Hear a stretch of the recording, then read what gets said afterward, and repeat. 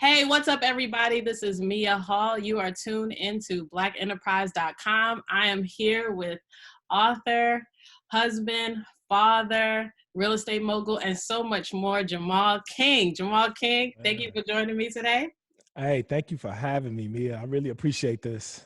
This is great. I was just telling you, this is actually my first interview about the book, so I'm excited. All right, awesome. And we are very excited about your first book too, right?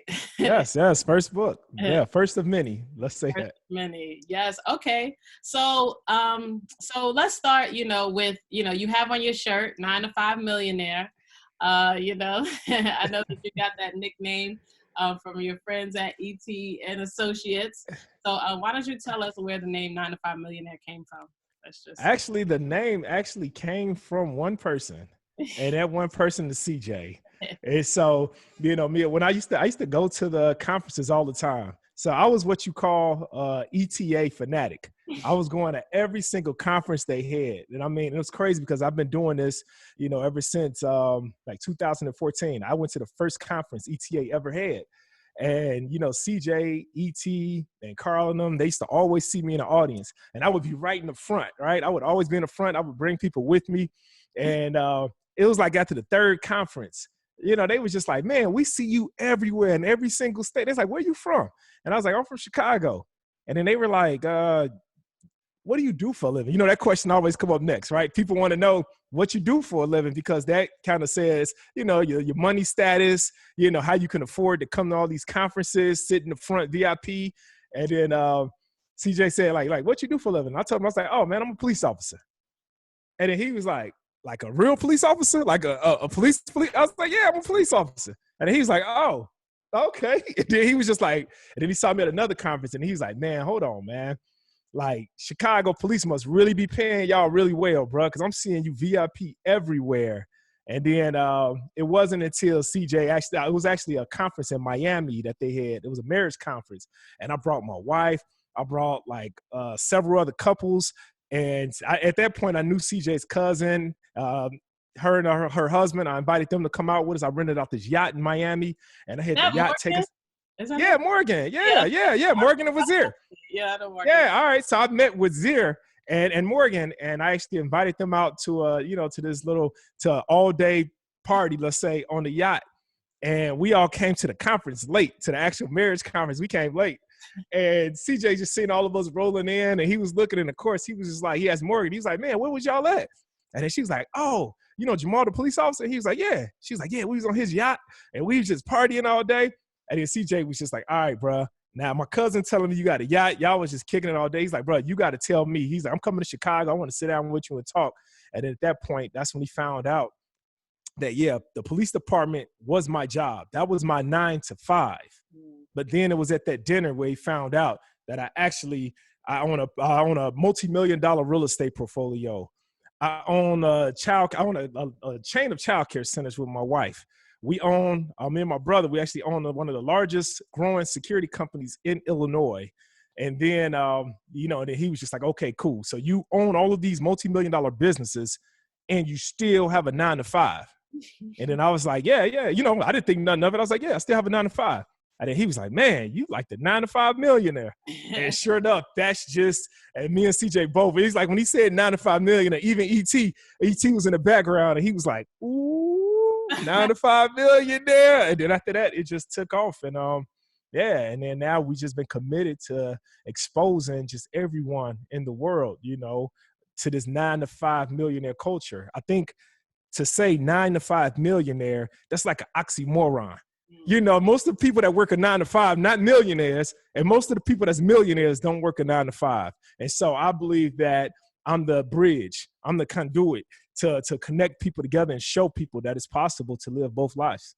I love that. Yes. Thank you for that, because a lot of people want to know, you know what I mean? That's awesome. So let us know how you got started. I know that, I know your background, but we definitely want the people to know. I know you had football dreams, right? You had dreams of becoming a football player. You saw your friend. Well, tell us how you got started on the path of real estate from your 9 to 5, because you had the 9 to 5 first and then you did real estate, right?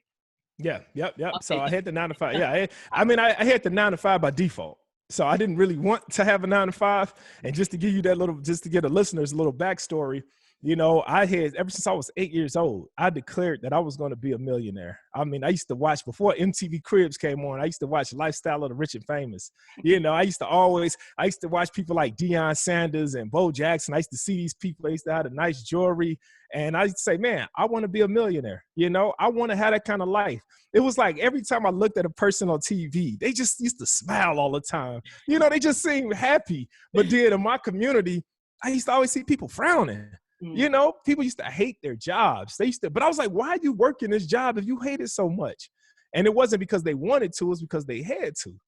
And so, but I saw these millionaires on TV and they just seemed like they was just living this perfect life. The kids was just looking up to the parents and just like, Daddy, I love you so much. And the father was just, happy and doing everything for the kids. And I just said, man, I really want this kind of life. And I started for myself at 8 years old.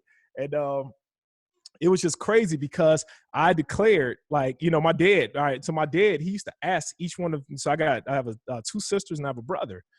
And at a young age, my parents used to always ask us, what do you want to be when you grow up? They used to always ingrain that in us, just ask us. And it was this one time in particular, my dad actually pulled out his camcorder. And, you notice I said camcorder. I don't know how old you are, but, what I'm saying? Remember back in the day, we used to have to hold the camcorder on the shoulder. And he asked, he put us all in order. And he asked my oldest sister, her name is Carla. And he asked her, he's like, Carla, what do you want to be when you grow up? And she was like, Dad, I want to be a school teacher. And she literally looked in the camera. We still got this video. She looked in the camera and said, I want to be a school teacher. And Mia, do you not know that to this day right now, my sister is a school teacher in Texas? She is a school teacher in Texas. My brother was next in line. And I promise you, this was like a magical day. It was something going on in the atmosphere because, he asked my brother, he's like, Tommy, and he's junior, right? He's named after my dad. And he's like, what do you want to be, son? And of course, my dad kind of, was kind of like looking at it. And I think my dad was even in his police uniform. He was like, like, what you want to be? And my brother, being my brother, he's still that same way. He's a pleaser. My brother was like, he looked at him and he was like, Dad, I want to be a cop just like you. And my dad was a sergeant at the time, right? And my dad was just sitting back smiling. My dad, I think Mia had a little tear in his eye. And he was just, his chest was out. And he was like, my dad was like, son, that's a great profession. Like, we need police officers out here. We need police officers in the Black community, people that's going to do good. And, to this day, my brother is a sergeant with the Illinois State Police. Wow. Yeah, and then I was next in line, and I had a little sister, but my little sister, she was sitting on my dad's lap, and she was tugging away. I want to go. And so my dad was like, okay, baby girl. He's like, hold on, Jemal. And he went to her and asked her, and then, and her name is Christy. And my little sister said, Dad, I want to be a teacher just like Carla. Wow. And right now, to this day, my little sister is a principal. Wow. In Houston, Texas. Now, I told you it was something magical happening in the air, right? Because everybody getting their dreams, right? Everybody is proclaiming what it is they want to be in life. And it was my turn. And I'm not going to sit here and lie. I'm not the Jemal that you see now. I'm not, I was that bad kid. I was the one that just, if everybody was going right, I was going left. Everybody going up, I'm going down. And, and it got my turn. And my dad was like, all right. He kind of pointed to everybody and said what it is they said they want to be. And then he got to me and he's like, all right, son. This is kind of easy. What do you want to be when you grow up? And I remember just looking at my dad, Mia, and I remember saying, I want to be a millionaire. Mm-hmm. And I blew my dad away, right? Mm-hmm. And my brothers and sisters was looking at me all mad and confused. And, they just like, why you can't be simple and say you want a job, doing this? And it was something in me at a very young age where I said I wanted to be a millionaire. And then my dad kind of, by the question he asked next, it kind of sparked something in my head. Well, he said, okay, son, a millionaire. All right, cool. That's your destination in life. And I was the only one he asked this question to. Everybody, he asked me, though, all right, you say millionaire. How are you going to get there? What vehicle are you going to choose to get you to your millions? And that's when I decided to play football because that's the only exposure that I've had of millionaires was people that play professional sports. And so at that point, that's when I worked hard. I played football in high school, became one of the best in the state of Illinois, went on to college, and I got right to the front doorstep. I'm talking about, I was a team captain. I was killing it on the football field. I talked like I, was supposed to go to the NFL. Everything about me said NFL. Even my coaches were saying, King, hey, every single game, King, is another chance for you to get to the NFL. So it was just ingrained in me. Even my family, people was just saying, King, Jamal gonna make it to the NFL. And I got right to the doorstep. Mia, I got right to the doorstep, right to the front door. I was touching the door of success. I know they say that 1%, I knew that 1% made it to the NFL, but I was at 1%. I was going to be that 1%, and I got right to the front doorstep of success, and it got taken away from me. And I was suffering from what 99% of athletes suffer from. I was suffering from PTSD, what I call post-traumatic sports disorder. Post-traumatic sports disorder, and that's where you look like you're supposed to make it. You talk like you're supposed to make it. Everybody, all your relatives, my grandmother, Mia, used to be like, when I saw my grandma ain't know nothing about sports, but every time I go over to grandma's house, she'll be like, hey, baby, how that football going? You ready? And she couldn't even say NFL. She like, you ready for the FNL? She got the numbers all mixed up and the letters all mixed up. But everybody in my community kind of was just, they associated football, Jemal with football. And so I was no longer, like, I lost my identity at that point. And so I was no longer Jemal, Jemal King. I was Jemal the football player. I was there go Jemal the football player. That's it. I didn't even know my last name no more. My last name was football. And so, and so at that point, I went to the family business, and I didn't know anything else to do. The only exposure I had was being a cop. And then, but I didn't let that stop what my destination was, right? I thought back to what Ed said at a young age, right? So the destination still stayed the same for me, right? The destination was always to become a millionaire. I realized that football was just another vehicle to get me to my destination. I realized that. And so I said, okay, why does my destination have to change just because the vehicle stopped working for me? And so just because football, the NFL didn't work for me does not mean that the destination has to change now. I just have to find another vehicle. And true, the police department is not the Lamborghini like the NFL would have been. The police department is probably like the Toyota Camry, but it's reliable. It's going to start up every single day.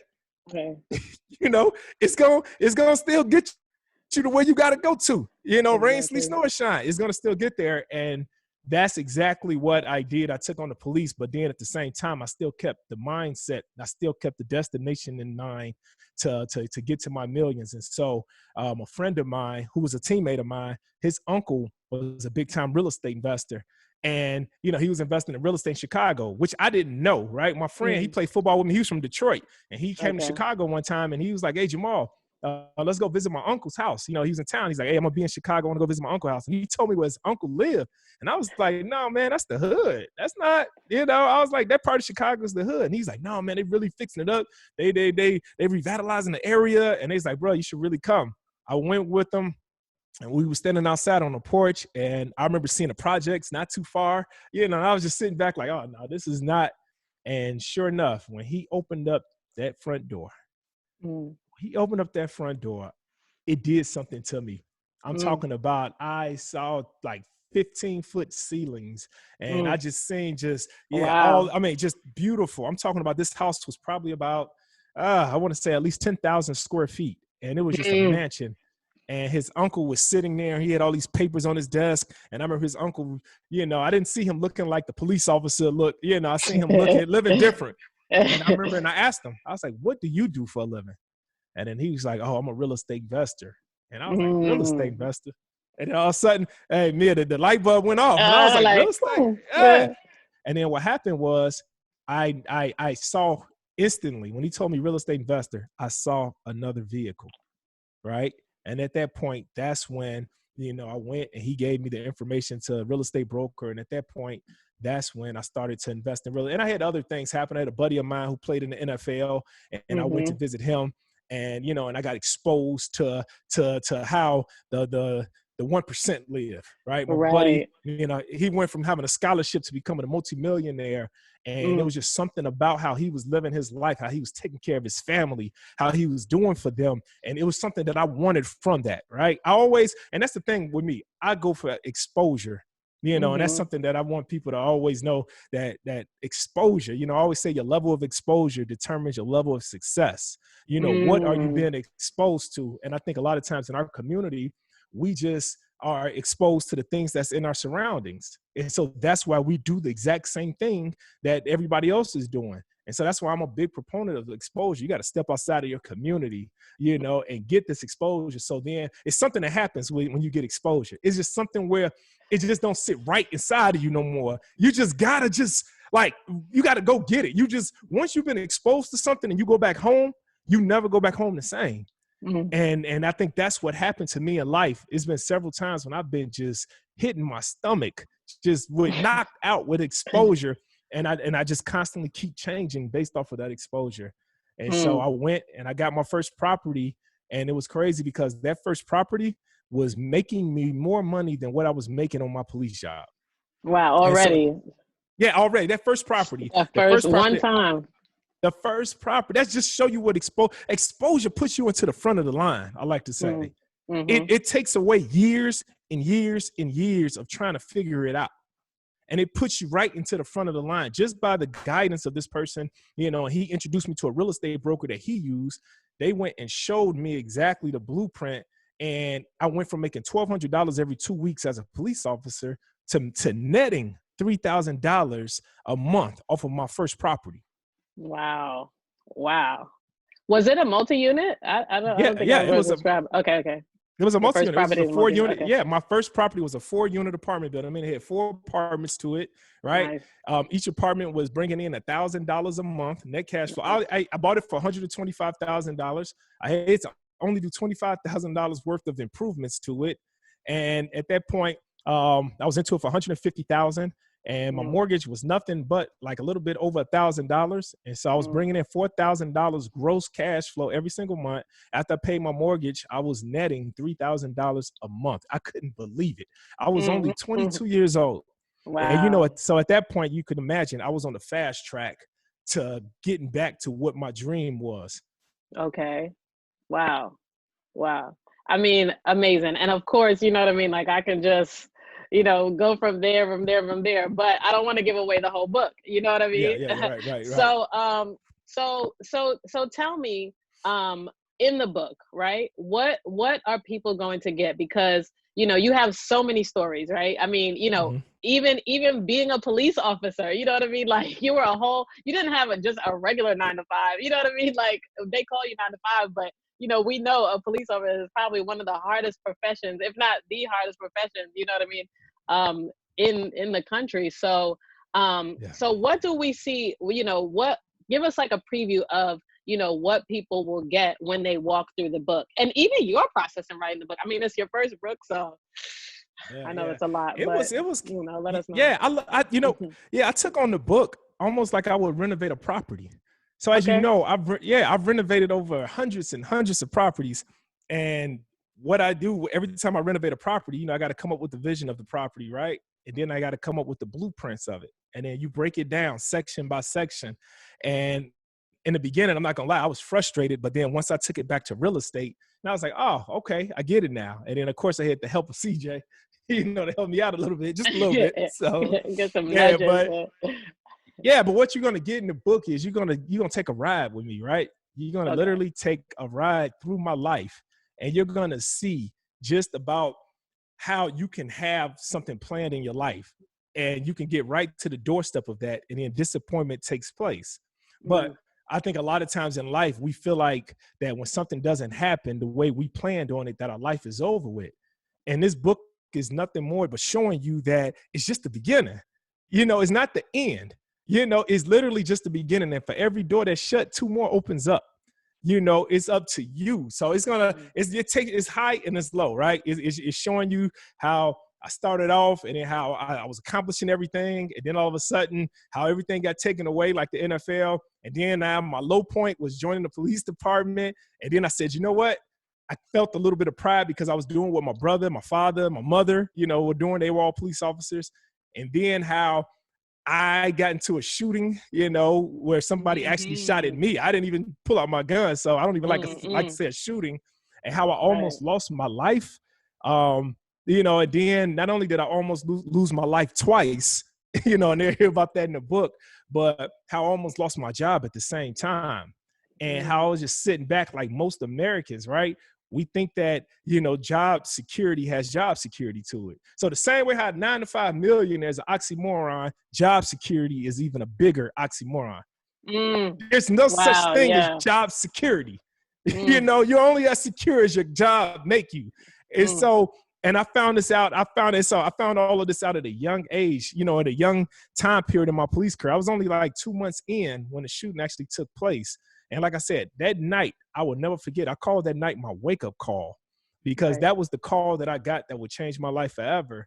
And at that point, I was done with the mindset of, I'm going to let this 9 to 5 take care of me for the rest of my life. But what I'm showing the reader is that I wasn't finished.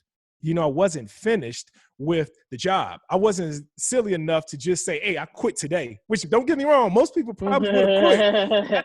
After those bullets started just raining out like that, most people would have quit. But I understood that my mind was fixed on the destination in life. And the destination was to be a multi-millionaire. But it wasn't really so that I could have fancy cars, a big house. It was so that I could take care of generations to come. It was so that I could literally change the trajectory of my family. And so my want of becoming a millionaire wasn't selfish. It was so that I could take care. It was so that my children would never have to go through what I went through.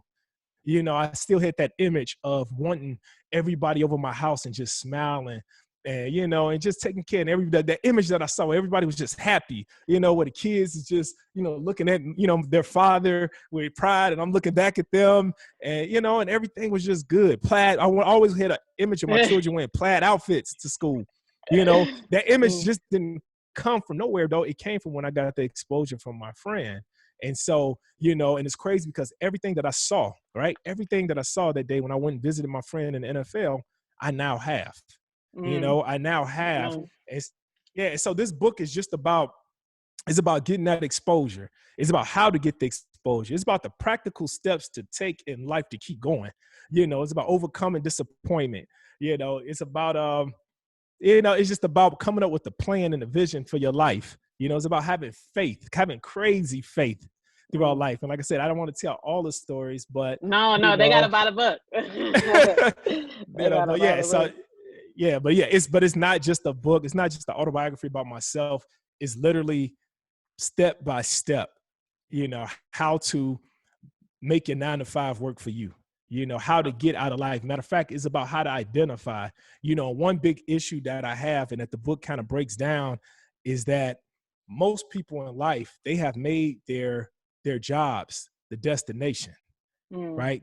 That's why they go to work and they're mad every time they go to work. I once saw that there's more heart attacks on Monday than any other day of the week. There's more heart attacks on Monday. Why is that? It's because you like dreading going to work. You're dreading, I used to see people at my job just literally, they were like walking zombies.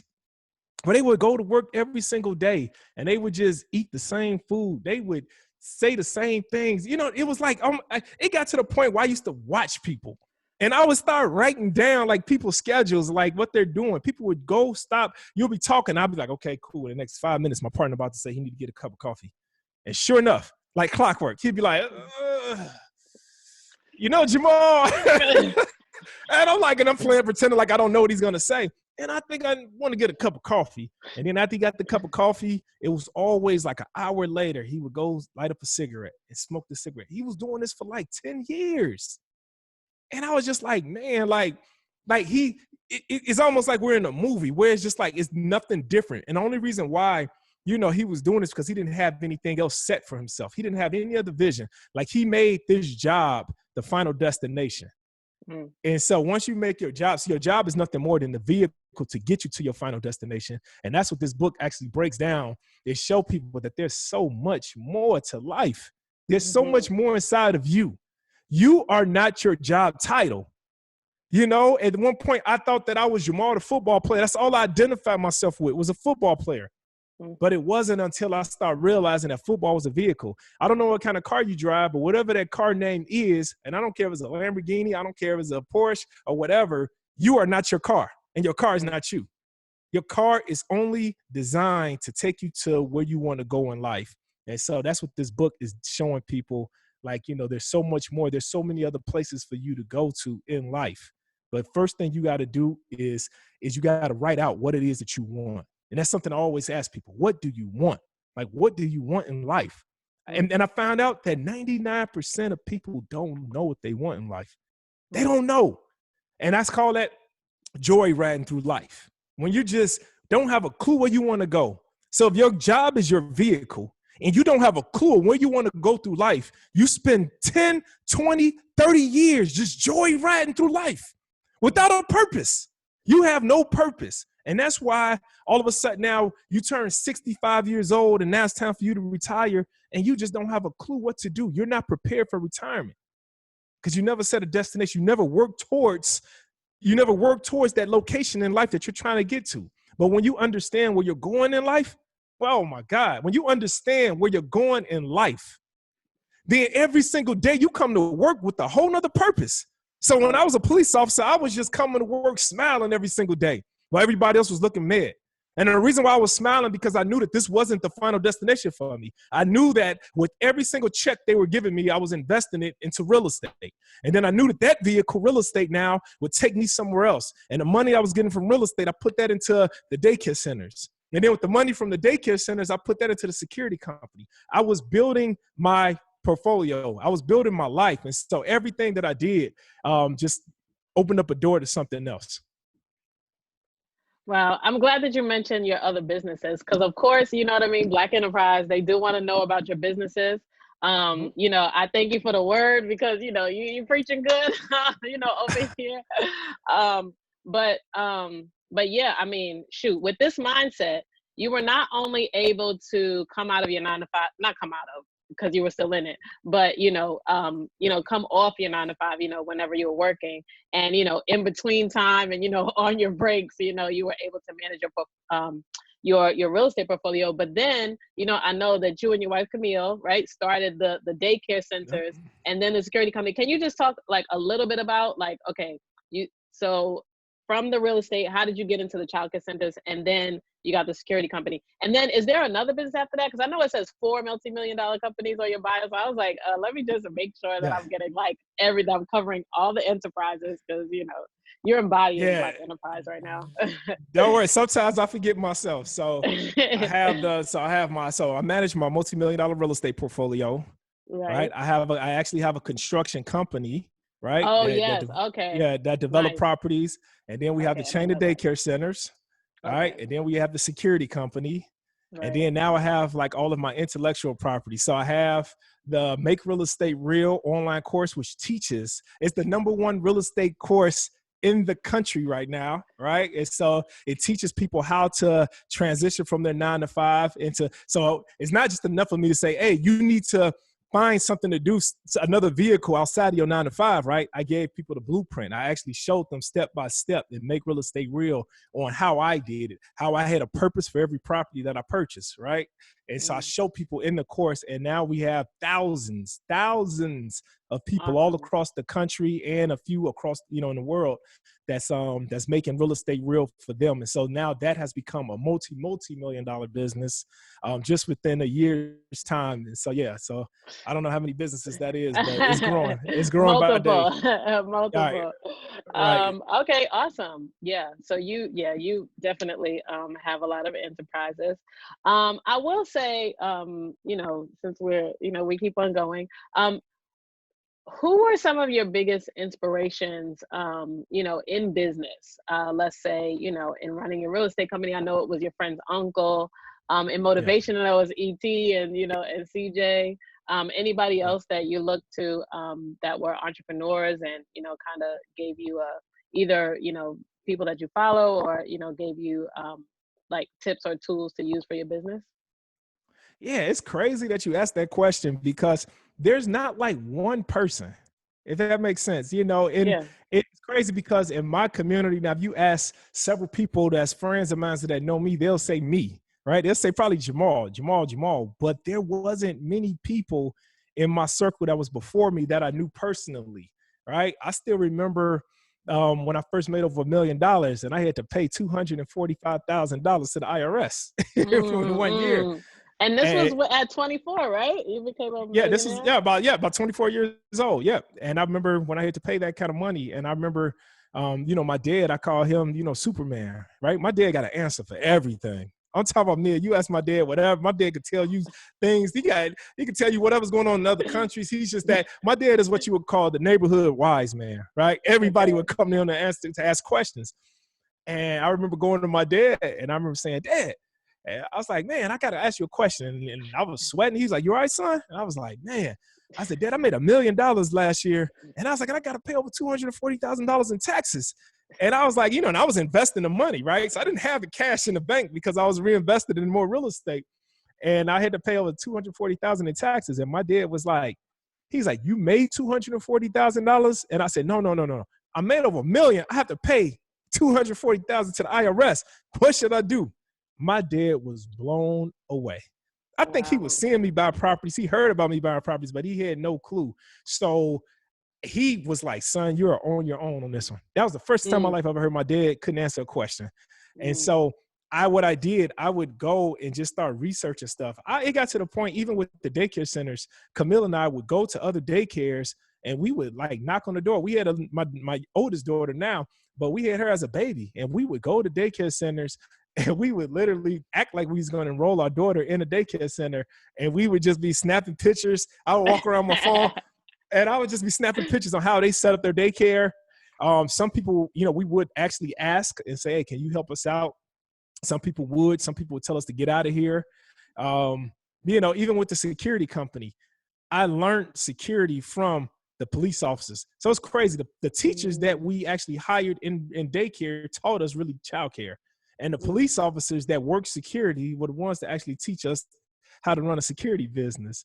Wow. It's so crazy. Sometimes you don't have to have it all figured out. You just have to, have the vision. And so I always say that, in business, my wife and I, we're visionaries, where we say, "Hey, this is what we want to do." So we figure out, most people, what I notice in business, they go after the information first. They try to become, professional in that area first, and then they'll start a business. What I do is I start the business first. I have the vision, and then I believe that God is going to bring anything and everybody that I need to become successful. And so with that question, I would say that there's so many people. It's the person that don't even know me. It's the person that I was watching, that never saw me before, but I was looking at them and I was seeing how they were running their business. And I was seeing how they set their business up from the outside. And I did exactly that. I just followed the blueprint. Like I said, I am a big proponent for exposure. So I love that. I love that. Amen. Amen. All right. Now, I want to go into some advice, right? yep. You have 3 children now, right? Three and another, three birth children. And then I have a cousin that I adopted, which is in the book. Yeah, it's Okay. in the book. Okay. Okay. And so I Nice. like to say all the time I have four, but this guy, he looks grown. He looks bigger than me. He's like 6'3", 300 pounds. So yeah. Okay. So I say, but I Say have 4. 3 children that were birthed from Camille and I. Right. And so what I wanted to know is like how do you teach your children about businesses and like, running their own businesses? Do you encourage them or, what do you do with your children and like advice that you have for, parents that want to raise young entrepreneurs? Yeah, I believe that the best way to teach your children business is to take them to the business, show them the business. Children learn from experience, right? And I think most people learn from experience. And so I've never, of course, my children have heard about, what daddy and mom does. They heard about it. A lot of people talk about it, but I literally take them. So when I'm renovating a property, I break it down to them. I let them come to the project before the project actually starts. And I let them actually see and come up with an idea with me. I'm asking them, what would you do to this property? I'm letting them develop the vision in their head. And a lot of times, my daughter, especially my youngest daughter, she's like, "Oh, I would knock down this wall. I would Mhm. do this and I would do that." And I always, my architect is in there and the other people, my contractor's in there. And sometimes my architect don't agree. Oh, I wouldn't do that. And I'll be like, well, it's her vision. So it is. So I'm allowing her to create a vision. The same thing with the daycare center. Our oldest daughter, we let her go to the daycare and actually get a chance to see how mom runs the place. We let her go there, sit in the office, in the main office, and actually, get a chance to talk to the teachers and things like that. And so that way it's not really making them feel foreign to anything. And so I believe, my nephews, and even with my daughters, with the security company, we take them around to the different places that we have, and we let them get a chance to actually see, hey, we own this, my brother and I, we own this business, and this is how we run this business, because one day all of this is going to be theirs. And so I believe that the same way how I was exposed to that different kind of life, we exposing them to the business life. And then so for them, it's just second nature. If you see my kids go to a property, I promise you, they look like they've been there before. They look like they know exactly what they're doing. They know how to break things down. They understand the whole thing with renovating the property from start to finish. Mm, awesome. Okay, well then, so that's for your children. Now, what would you do for somebody who is, looking to, because, I think a lot of people hear, oh, you should invest in real estate, you should invest in real estate, but they're, scared to take the first step. Other than getting the course, Make Real Estate Real, what would be your advice for first time real estate investors who are like, totally new to, they're like, I just want to get into it? Yeah, the first thing I usually tell people all the time is that, like, I don't just purchase properties to purchase properties, right? Every single property that I have a purpose for it. And so I teach new investors to have a purpose for every property you purchase. That is so important. Don't just buy real estate to buy real estate. Don't just do it. I see a lot of people fail. I teach people, the purpose is what's going to drive you to success. And then also the numbers never lie. And so what I teach a lot of my real estate investors is to, especially if you're a newbie getting in real estate, if you're young, I always tell people about house hacking. That is the absolute best way to start off, where you are eliminating your number one bill. A person's number one bill is their rent or their mortgage. And so imagine now, Mia, if you had a job and you were able to live for free, meaning that, for those that don't know about house hacking, if you, let's say it was a multi-unit building, and let's say that building has 4 units, like the first one I purchased.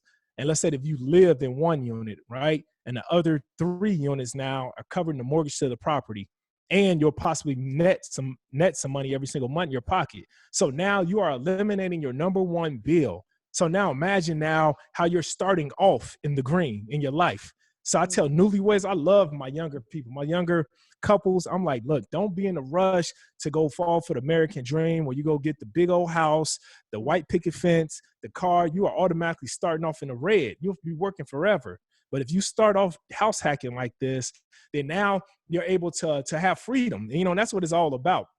It's about having that freedom. And so, when I started out, and this is, and somebody can do this, I teach this to my people all the time.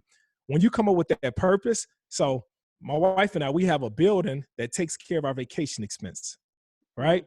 Every single month, this one property brings in, it nets over $2,000. So we have over $24,000 a year. I mean, this is when we first started out. Now we got, a lot of them, but it was over $24,000 a year, right? That we had to go on vacations. It's that simple. Now imagine if I was just working my police job where I was only making $1,200 every 2 weeks. With all of the other bills I have, it might be, I don't know, $1,000, $2,000 to go on vacation. But instead, this one property was able to be our vacation building. And then now we were able to travel the world at a young age without even have to worry about working. We were looking for places to go. Hey, we got 24,000. Where can we go? And then our children were born. Before they were born, we bought buildings that would cover their, we looked up what's the number one school in the state of Illinois. And then what we did, the number one private school. Then we went and said, okay, this school costs X amount of dollars a year. So we need to have X amount of properties in order to cover their tuition. So we were able to send our children to the best school that the state has to offer. Why? Because we had properties that took care of their school tuition. We did that across the board. So with my Make Real Estate Real people, the first thing I have to do before we go deep into real estate, before I teach them the X's and O's of real estate, I'm like, why are you doing this? What is it that you want in life? And then everybody writes out exactly how they want their life to look.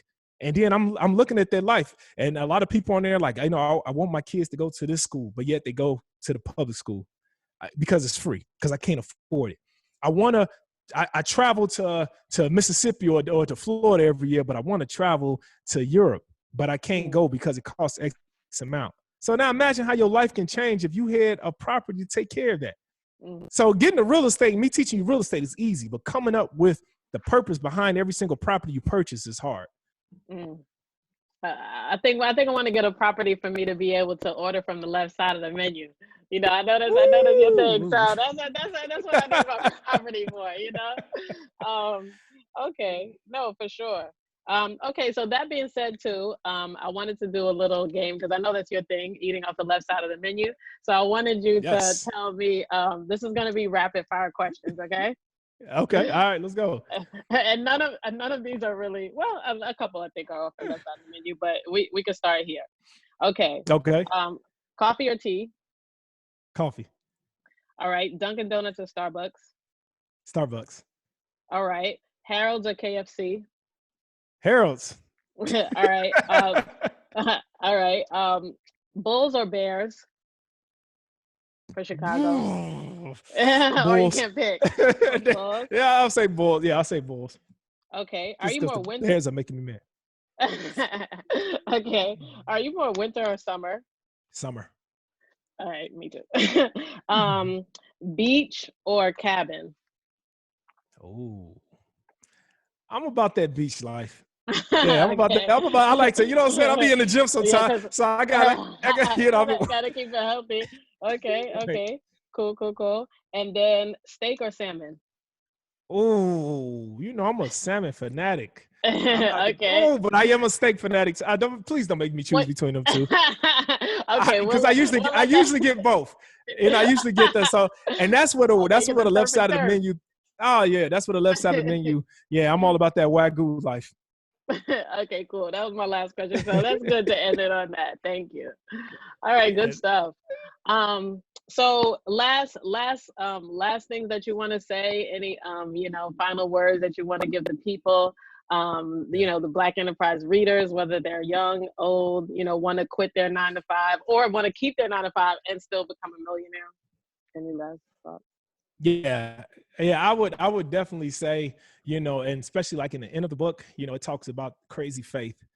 And it's several times throughout the journey that I had to have crazy faith. And I like to say crazy faith because it wasn't the type of faith of like, what am I going to eat today? What am I going to do this? It's the type of crazy faith where when you seem like impossibilities, it's just stacked against you. And so what I would want the listener to know is that, all things really are possible. All things are possible. But the key point is to him who believes. The first step to anything that you do is belief. That's the main ingredient. I promise you, Mia, I didn't know anything about real estate when I first got started in real estate. I didn't know anything in the security company when we first started the security company. We didn't know anything about childcare when we first opened. I didn't know anything about a real estate course, but yet I was able to have the #1 real estate course. And 99, I didn't know anything about speaking. But yet I'm an international speaker, been on the stage with the #1 motivational speaker in the world, getting standing ovations. I promise you, I don't know anything about anything when I first get started. But the one thing that I have, and it's been constant in everything that I've done, is that I have belief. My belief level has never changed. And so I want whoever's listening, I need you to really hear me, hear my heart, that you can really do whatever it is that you want to do in life. That's not just some type of feel-good line. Like, that's for real. You really can have it. You got to fight for your dreams.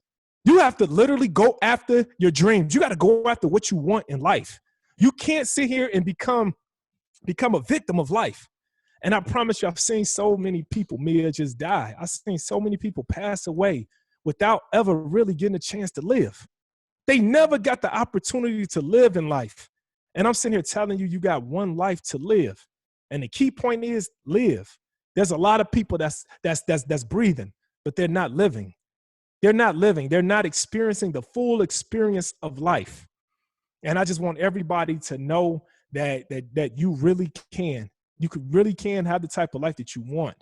And not just for you, but for your children, for your grandchildren, for everybody that's connected to you. It's something that I say, and this is, in the book, that one man's obedience is connected to so many other people's destiny. One man's obedience, because of my belief, not because of my knowledge, because of my belief, I was able to bless thousands and thousands of people.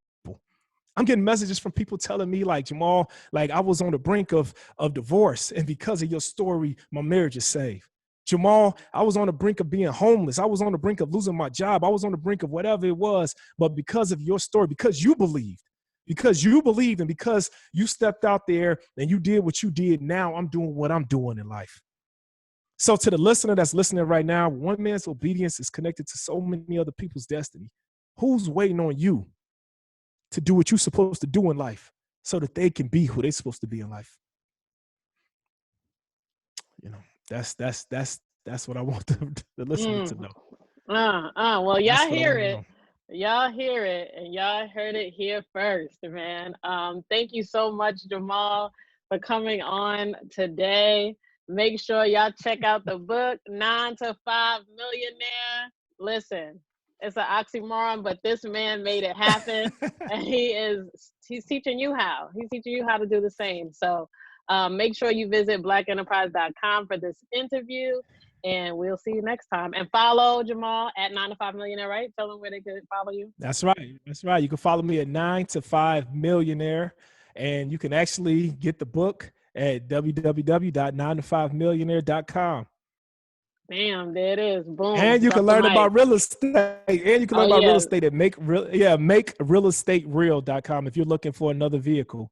If you're looking, for another vehicle to take you and your family to another destination in life, real estate